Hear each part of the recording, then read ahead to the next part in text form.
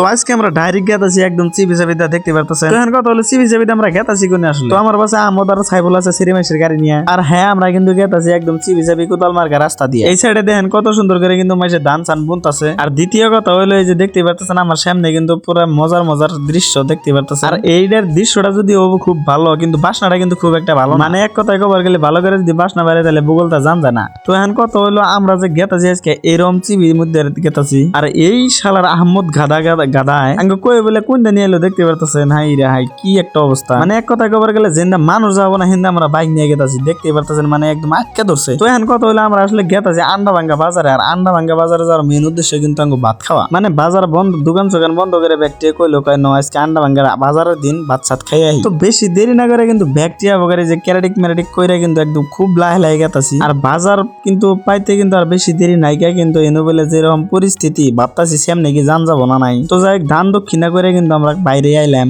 এখন কত হলো এন্দা আগে ভালো রাস্তা আসল, মানে গরু ঢরু সব এন্দে আড়ে নিয়ে গেছে আমার ভাই। তো যাই কে বগারে কিন্তু হোটেলে আইরা ভাত সাত খাইয়া কিন্তু পরে শেষ দিছি, তখন কিন্তু অল্প একটু করে ভিডিও করলাম। তো বাই দ্য ওয়ে আজকের ভিডিওটা এই পর্যন্ত, আমি কিন্তু খাইতে আসি। আপনারা সবাই ভালো থাকবেন। আজকের পর্যন্ত টাটা বাই বাই।